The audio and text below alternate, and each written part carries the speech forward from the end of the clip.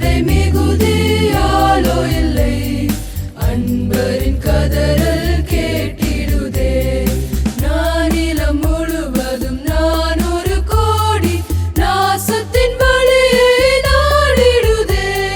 இயேசுவின் அன்பு என்னையும் நெருக்க எழும்பிடுவோம் நாம் வாலிபரே. விசேஷமான நாளில் இது தாவீதின் சங்கீதம். தாவீது சொல்றார், கர்த்தாவே என் ஜெபத்தை கேளுங்க, என் விண்ணப்பங்களுக்கு செவி கொடுங்க, உங்கள் உண்மையின்படி எனக்கு உத்தரவை அருள் செய்யும். ஆண்டவர் எப்பொழுதுமே நம்ம ஜெபத்தை கேட்குவாங்க. மத்திய 7:7 கேட்டு சொல்றார், கேளுங்கள் அப்பொழுது தரப்படும் என்று சொல்கிறார். 7:11 சொல்றார், பொல்லாத மனிதனாகிய நீ உன் பிள்ளைகளுக்கு நல்ல ஈவுகளை கொடுத்திருக்கிறார் பொழுது பரமபிதாவாகிய நான் உனக்கே கொடுக்க மாட்டேன். ஒரு வாக்கு, ஒரு சிறப்பான வாக்கு. அதுதான் யோவான் 14:16. என் நாமத்தினால் எவைகளை கேட்டார். யோவான் 16:24 சொல்றார், நீங்கள் இதுவரை ஒன்றும் கேட்கல, நிறைவாய் பெற்றுக் கொள்ளத்தக்கதாக கேட்கிறேன். கேட்கிறவர் எவனும் பெற்றுக் கொள்கிறார். அலுவலர்கள்தான் பால் குடிக்கிற மாதிரி கேட்கிற எவனும், யாரெல்லாம் கேட்கிறீங்களோ அதை நான் உங்களுக்கு தருவேன், கேட்கிறத நான் தருவேன். என்னென்ன முடிந்ததை தருவதில்லை, நம்ம கேட்கிறதை தருவேன். இப்போ ஏதாவது ஐயா உங்களை நான் ஃபோன் பண்ணுறேன், ஒரு உதவி எனக்கு உங்களால் ஆகணும், யார் ஃபோன் பண்ணி கேட்டாலும் பொதுவாக நம்ம சொல்கிறது, கேளுங்க, முடிஞ்சா செய்யறது, பார்க்கலாங்க, முடிஞ்சா செய்யறது. இதுதான் மனிதர்கள் தன்மை.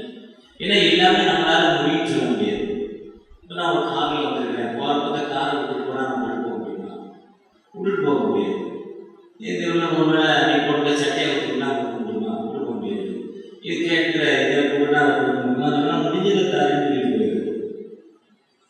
ஆனால் ஆண்டவர் அப்படி சொல்லி கேளுது, அப்பொழுது நிறைவாக பெற்றுக் கொடுத்ததாக முழுமை. அந்த யோவான் 16 நிறைவாக நீங்கள் இதுவே நீங்கள் கேட்கல, நிறைவாய் பெற்றுக் கொள்ளத்தக்கதாக கேட்கிறேன். ஆண்டவர் எப்பெல்லாம் கேட்கிறோமோ அவர் நமக்கு வாழ்வு கொடுக்க மாட்டார், விடுதலை கொடுக்க மாட்டார். அதுதான் ஏசாயா 53 சொல்றாரு, எங்கள் மூலமாய் கேள்விப்பட்டதை உங்களுக்கு அறிவிப்பீங்க. அந்த முதல் வசனத்தில் சொல்ற, எங்கள் மூலமாய் கேள்விப்பட்டதை விசுவாசித்தவங்க கர்த்தருடைய யாருக்கு வெளிப்பட்டது? ஆண்டவற்ற நம்ம கேள்விப்பட்டதை ஒரு விசுவாசித்த மக்களை காண முடியுமா? ஏன்னா அவர் இளமும் கிளை வறண்ட நிலத்தை போல, நிலத்தில் துடிக்கிற வேரை புறாவுக்கு முன்பாக இருக்கிறது. எப்படி இந்த ஒரு மண்ணை ஒரு பள்ளம் தோன்றா, ஒரு கடப்பாறை இருக்கிறோம், ஒரு மண்வெட்டி இருக்கிறோம், வீரமுள்ள ஒரு மனிதனை கூப்பிடுறோம். அந்த மனிதன் அந்த இடத்தை தோன்றவங்க அந்த தண்ணியை வைக்கிறான், கடப்பாறையிலே கொடுக்குறான், மண்வெட்டி நிலை இருக்கிறான். கஷ்டப்பட்டு போராடி அவனுடைய நிலத்திலேயே கீழே. ஆனால் இன்னைக்கு நவாப்பழ சீசன், இப்போ நவாப்பழ கொட்டையை சாப்பிட்டு போட்டுட்டு வந்தா அந்த கொட்டை எப்படி மண்ணுக்குள்ள போச்சு, மண்ணுக்குள்ள போகிற கொட்டை எப்படி அந்த நிலத்தை கிழிச்சு மேலே வருது நமக்கு தெரியும். நம்மளால புத்தக்குள்ள வெட்ட முடியல, உள்ள 1,120 இல்லை. காலையில் ஒரு சகோதரர் ஐயா பார்த்து தோட்டத்தில் வந்தார். என்ன போல பாய்ச்சினாங்க, ஐயா நீக்கு போயிருந்தாங்க. நான் நினைச்சேன் நீக்கு போயிருக்காங்க, கொஞ்சம் எடையை குறைச்சிக்கிட்டா போதும், நீக்கு போயின்னு வராது. அதுதான் உண்மை. நீக்கு போயிருக்கு வெயிட்டு, நம்ம பாடியோட வெயிட்டு நம்ம உள்ள இருக்கிறதான் இல்லை.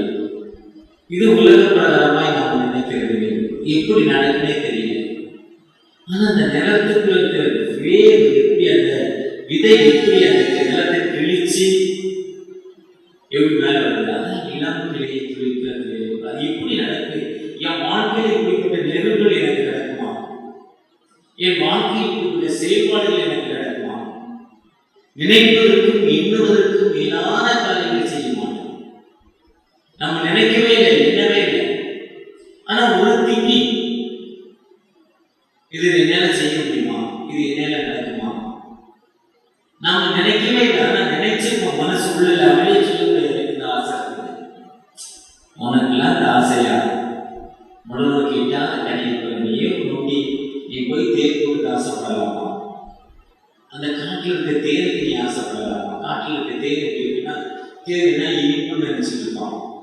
ஒரிஜினல் தேன் எப்படி இருக்குன்னா, இனிப்பு இருக்கும், கசப்பு இருக்கும், உரைப்பு இருக்கும், 3 கலந்துதான் ஒரிஜினல் தேன். ஒரு 4-2 சொட்டு கூட நம்மளால சாப்பிட முடியாது. 360 ஆயில் பார்த்தீங்கன்னா அந்த திக்கா கீழே வருது. ஏன் அந்த தலையில கவுட்டா அந்த ஆயில் கீழே முடியாது.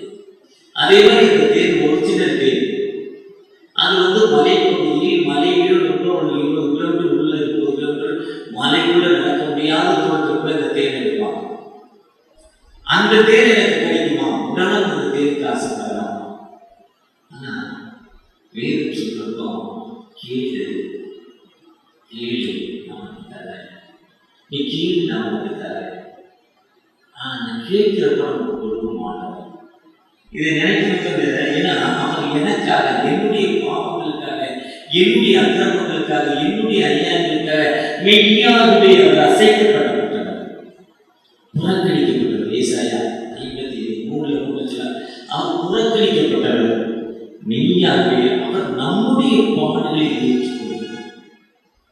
என்னுடைய பாடுகளை ஏற்றுக்கொண்டு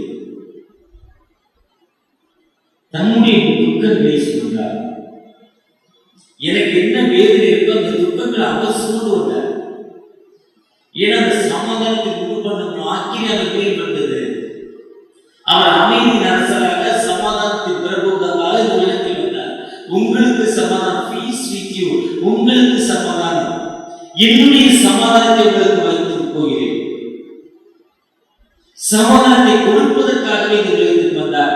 6 மாதங்களை முடித்து 7வது மாதத்துக்குள்ள வந்திருக்கிறோம். இது ஒரு விஷயம் தான் தெரியாத எனக்கு அருமையான என்னுடைய அன்பு சகோதரர் தான் சொல்லியிருந்தார். இது என்ன நமக்கு என்னுடைய விடுதலை என்ன, நமக்கு விடுதலைன்னா ஆகஸ்ட் 15 ஜனவரி 26 குடியரசு தினம். ஆனால் உண்மையான இந்தியாவுக்கு விடுதலை கிடைத்தது ஜூலை. இயேசு கிறிஸ்து கூட வாழ்ந்த தோமா இந்தியாவுக்கு வந்துட்டாங்க, சிகன்பால் இந்தியாவுக்கு வந்தாங்க ஜூலை. இன்னும் அநேக மிஷனரிகள் ஜூலை வந்தாங்க. காரணம்னா அவங்களுக்கு மார்ச் அந்த எஜுகேஷன் முடிச்சு அந்த கல்வியாண்டு அந்த ஃபைனான்சியல் முடிச்சு அந்த வேலையை ரிசைன் பண்ணிட்டு மிஷனுக்கு போனேன்னு அவங்க ஒரு மாதம் ஏப்ரல் மாதம் இதெல்லாம் போய் சொல்லிட்டு நான் ஊழியத்துக்கு போறேன் சரி இந்தியாவுக்கு போறேன், ஆசியாவுக்கு போறேன்னு பெருமிஷன் போவோம். வந்தவன் எவனே திருப்பி போனதில்லை. நிறைய பேர் சொல்லிட்டு அவங்க ஏப்ரல் கடைசி கப்பல் ஏறினாங்கன்னா குறைந்தது 90 நாட்கள். நம்முடைய இந்த கடைசியாக இருந்த ஒரு கவர்னர் ஜெனரல் அவர் வர்றதுக்கு 1.5 வருஷம் ஆச்சு. ஏன்னா வர முடியல, கப்பல் ரிப்பேர் ஏதோ ரிப்பேர் வர முடியல. 1.5 வருஷம் அவர் இன்னொரு ஊரில் இருந்தார். பிரான்ஸ்லேயே எங்கே இருந்து 1.5 வருஷம் தான் இந்தியாவுக்கு வந்தார். கடைசியாக சென்னையுடைய கவர்னர் ஜெனரல் மவுண்ட் பேட்டன் முன்னாள் இருந்தார். எவ்வளவுதான் நமக்கு தெரியாது. அந்த ஜூலை முதலிருந்து கடைசி வரைக்கும் அநேக எழுதியிருக்காங்க. ஜூலை ஒரு மிஷன் நம்ம சொல்றோம். இந்த மிஷன் விடுதலை மாதத்தை ஆரம்பிச்சிருக்கோம். ஜூன் மாதம் சிறப்பாக ஒரு டீச்சர் வேலை கிடைக்கும், இல்லை ஒரு அரசாங்கத்தில் வேலை கிடைக்கும், இல்லை ப்ரொமோஷன் கிடைக்கும், ஹெட் மாஸ்டர் ஆகிடுவேன், டீச்சர்ஸ் ஆகிடுவேன், இல்லை ஒரு கரஸ்பாண்டன்ட் ஆகிடுவேன், இல்லை ஒரு செக்ரட்டரி ஆகிடுவேன். எனக்கு இப்படி ஒரு விடுதலை கிடைக்கும். ஒரு ஏக்கத்தோடு இருந்த நமக்கு கிடைக்கிற ஒரு கஷ்டத்தோடு இருக்கிற நமக்கு அவர் சொல்ல மெய்யாகவே அவர் நம்முடைய மாடலை ஏற்றுக்கொண்டு நம்முடைய துக்கங்களை சொன்னார். எப்படின்னா ஒருத்தர் கப்பல் விமானம் கேப்டன் கப்பலை ஓட்டி கொண்டு போகிறார். அவருக்கு எப்போதும் ஒரு செஸ்ட் எப்போதுமே வரும், செஸ்ட் பெயின் அவருக்கு எப்போதுமே வரும். அந்த செஸ்ட் பெயின் வரப்போ ஒரு மரண பள்ளத்தாக்கு, பயங்கரமான வலி, பயங்கரமான வேதனை, செஸ்ட் பெயின் இருக்கும் அவருக்கு இருக்கும். அப்போ அன்றைக்கு கப்பல் கடலில் போயிட்டு அவரால் கப்பலை ஓட்ட முடியல, பயங்கர பேருடைய ஜூனியரை போடுறாரு. ரொம்ப வலிக்கிறது, செப்பப்பட்டுப்பா சொல்றாரு. ஜூனியரை கூட்டி ஜூனியர் அது எனக்கு தெரியாதுங்க, எனக்கு செப்பு நல்லா தெரியாது, ஒன்றும் தெரியாதுங்க. உடனே அவர் யாராவது கப்பலுக்கு போய் கூட்டிட்டு வாங்க. பலரும் கேட்குறாங்க, பலரும் எங்களுக்கு தெரியல, நாங்கள் ஜெபம் பண்ண மாட்டோம் சொல்கிறாங்க. நம்ம மக்களை ஜெபம் பண்ணால் அவர் தான் அதாவது ஒரு சின்ன குழந்தை சின்ன வயசுல ஒரு முடிச்சு விளையாடும். அந்த குழந்தை 50 வயசுல 40 30 18 20 வயசுல ஒரு முடிச்சு விளையாடி இருக்கும். சின்ன குழந்தை அழகா எங்களுடைய பேத்தி ஒண்ணு, எங்களுடைய ஒய்ஃபுடைய தங்கை மகன் எல்லாத்தையும் ஒரு வயசு 1.5 வயசு. ஆனா கொஞ்ச நாள் ஆனது ஜோம் பண்றாங்கன்னா தெரியாது பழகாங்க. நான் கிறிஸ்துவங்களுக்கு தான் இருக்கும் பிரசங்கம் பண்ணா நான் பல்லது போனோம் ஒரு நாள் பிரசங்கத்தை கெட்டு போகிறேன். ஞானப்பாய்க்கு மக்களாக ஜெபம் என்பது என்ன? குணசீலையா போய் மகன் எப்பா நீ ஃபிளாட்டுக்கு ஒரு மிஷின் வாங்கணும் 5 லட்ச ரூபா கொடுத்தா அவர் லோனை போட்டோ இல்லை இருக்கிறத கொடுத்தா யாரையும் வாங்கி கொடுக்குறாங்க. என்ன ப்ரேயர் கோச்சுக்கு போனால் ப்ரேயர் பாயிண்ட் என்ன கேட்குறாங்க? கோர்ட்டுக்கு இந்த டைசிஸோட கொஞ்சம் இல்லைங்க ப்ரேயர் பாயிண்ட் என்னே கோர்ட்டில் தெரியும். என்ன ப்ரேயர் என்ன தேவை? அதுதான் ப்ரேயர். கோச்சுக்கு போனவங்க பண்ணுறது ரொம்ப வித்தியாசமாக இருக்காங்க. கோச்சு ப்ரேயர் என்ன அவங்க என்ன சொல்லியிருக்காங்க? கம்ப்யூட்டர் என்ன சொல்லியிருக்காங்க? அவங்க என்ன சொல்லியிருக்காங்க சொல்லி அவங்க ப்ரேயர் என்ன? இதைத்தான் ஜட்ஜஸ் பார்க்குறாங்க, லாயர்ஸ் பார்க்குறாங்க. அதே மாதிரி அப்பாட்ட போய் ஐயா கேட்குறப்போ ஐயா எனக்கு சான்ஸ் கொடுத்து கேட்குறாங்க சர்ச்சில். இதான் ப்ரேயர். நம்முடைய தேவைகளை நம்முடைய ஆண்டவர்கிட்ட சொல்லலாம். அதே நேரத்தில் பக்கத்தில் ஒரு சங்கத்தில் இருந்து எனக்கு அந்த வயல்வெளிக்கு ஜெபம் பண்ணுங்கன்னா கடவுளை நோக்கி ஜெபம் பண்ணுறதா? அதுக்காக பெருமாசம் வந்து ஜெபம் பண்ணல, டிசிஎஸ் எதிரான ஜெபம் பண்ணல, மூச்சு ராசம் தான் ஜெபம் பண்ணல, ஆவிக்குரிய தந்தையாக நம்முடைய பிஷப்ல வந்து ஜெபம் பண்ணல, திருச்சிவன் ஐயர் தான் ஜெபம் பண்ணல. யாரும் பக்கத்தில் இருக்காங்களோ அவங்க தையில கேட்டு ஜெபம் பண்ணாலும் என்னுடைய ஜெபத்தை கேட்கிறாரு. பைபிள் ஏதாவது இடத்துல மாடிவேஷன் ஜெபத்தை தான் கேட்கணும்னு சொல்லியிருக்காரா? அங்கி போட்ட ஜெபத்தை தான் கேட்பாங்கிறாரா? போயிட்டு போட்ட பாஸ்வேர்டு ஜெபத்தை தான் கேட்பாங்க. ஒரு இடத்துல யாருமே ஜெபம் பண்ணல. ஷிப்புக்கு நம்ம அப்படி வளராம இருக்கோம். வாழ்க்கையில ஒரே ஒரு பையன் தான் சொன்னா இயேசு கிறிஸ்து எனக்காக என்னுடைய பாவங்களுக்காக என்னுடைய அக்கிரமத்துக்கு அநேகரையும் மீட்கும் பொருளாய் எல்லோரையும் மீட்கும் பொருளாய் எல்லோரையும் ரட்சிப்பதற்காகவே சிலுவையில் சிந்தினாங்க ரத்தம். நீ அவனை நோக்கி பார்வதை விடுதலை. அந்த பையன் சொல்லிட்டு தகப்பனே நாங்கள் கப்பலில் போனோம், இந்த கேப்டனுக்கு விடுதலை கொடுத்தோம். அந்த ஜெஸ்ட் போய் மாறிச்சான். அவன் மூச்சு ராசஸ் இல்லை, டிசிஎஸ் இல்லை, பெண்ணிகள் இல்லை, வில்லிகிராம் இல்லை, சுமித் இல்லை, சார்லஸ் பெர்ஜன் இல்லை, சாதாரண ஒரு பையன், சின்ன பையன். ஆனால் சொன்ன வசனம் எனக்காக என்னுடைய பாவங்களுக்காக என்னுடைய அக்கிரமங்களுக்காக வந்தீங்க. இதுதான் பிரேயர். அப்பதான் அந்த கேப்டர் சுத்தமான சொன்னாங்க, எங்க அம்மாவும் சின்ன வயசுல தான் சொல்லி கொடுத்தாங்க. அம்மா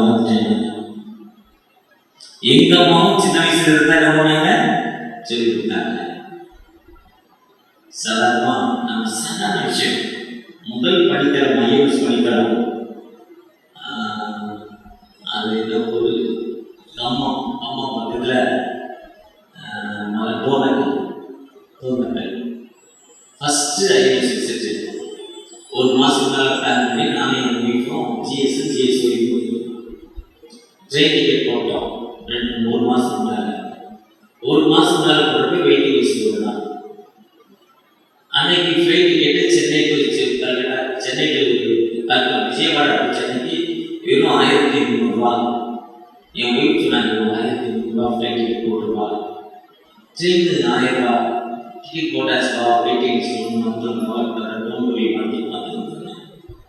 ஒரு மாதம் கழிச்சு தந்தோம். பிளாட்ஃபார்ம் பண்ணிங்க அப்போ வெயிட்டிங் லிஸ்ட் போடுறேன் ட்ரெயின் வந்து. ஏன்னா அந்த உள்ள போட்டா ஒன்று அது போட்டால் தான் மாறும்.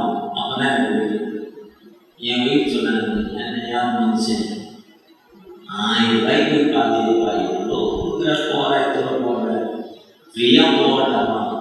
வெயிட்டிங் லிஸ்ட் ஒன்று இருக்கிறது 12 மணி நேரம் ஏன் மனுஷன் எவ்வளோ தூரம் சொல்கிறேன்.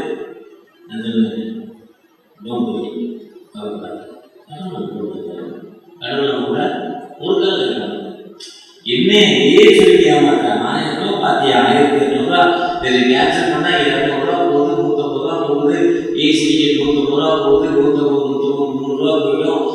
எக்ஸ்ட்ரா ஒரு 500 1000 ரூபா செலவாதி போய் ஒரு மனுஷனாங்க. ஒரு வழியாக அவன் பாட்டை ஆரம்பிச்சு ஒரு 4 மணி நேரம் உடவே இல்லை பாட்டு. ட்ரெயினும் ரயில்வே ஸ்டேஷன் வந்துச்சு. வந்தார் 32 அப்படி ஓரமாக வந்தார். டிக்கெட் கொடுத்தார். வெயிட்டிங் லிஸ்ட் போட்டு கட்சியில் முழுக்க சீட்டை கட்டி போட்டுட்டார். ஸ்டேஜ் 2 நிமிஷம் தான் நிற்க நம்ம ஊற்றுறாரு. போகிறதுக்குள்ளே ஒரு டிக்கெட் கொடுக்குறாரு. நீங்கள் கொஞ்சம் வெயிட் பண்ணுங்க, விஜயவாடா நேரம் நான் டிடிஆர் டிக்கெட் சொல்லிடுறேன் கொடுத்தாங்க. காசே வாங்க. இது சாதாரணமாக வாழ்க்கையில் நமக்கு தினமும் நடைபெறுகிறது. அதுதான் பூர்வ நாட்களை நினைக்கிறேன்.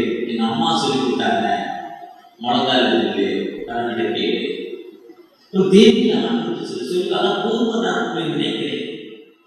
வறண்ட நிலத்தை ஒரு ஆத்மா தாகமாக இருக்கிறது. ஒரு தாகமாக இருக்கிறது இடத்தில் வாழ்ந்தது. பணமும் இல்லை, விலையும் இல்லை. வருத்தப்பட்டு பால் சொன்னவர்கள் இடத்தில் வாழ்ந்த நாம இலைப்பாடல் தெரிவித்து சொல்றாரு.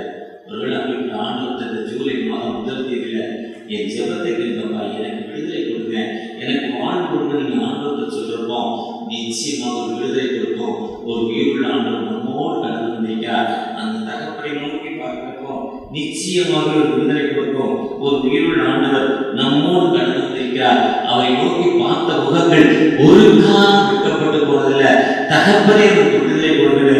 அவரை நோக்கி பார்க்கமா, பார்க்கிறப்போ நிச்சயமாக விடுதலை கொடுக்கும். உயிருள்ள ஆண்டவர் நம்மோடு இருக்கிறார். அவரை நோக்கி பார்ப்போமா, அன்பின் தகப்பனே, இந்த காலை நேரத்தில் நோக்கி பார்க்கிறோம். உங்களுடைய கிருபையை தேடி இருக்கிறப்பா, மனமரங்க என் நாமத்தினால் 2-3 பேர் எங்க இருக்கமாக இருக்கேன்னு சொல்லிட்டீங்கப்பா. மனமரங்கி உங்களுக்கு விடுதலை கொடுங்க. மிஸ் பண்ணுங்க, தேவையை சரிங்க. அடுத்த மாதம் ஆகஸ்ட் 1 நான் சாட்சி ஆண்டுகளுக்கு விடுதலை தந்திருக்கேன். இப்படிப்பட்ட வாழ்க்கை தந்தேன். மீட்பை இயேசு மூலம் ஜெபத்தை அன்பின் தகப்பனே. ஆமென், ஆமென். அறுவடை மிகுதியாலோ இல்லை, அன்பரின் கதறல்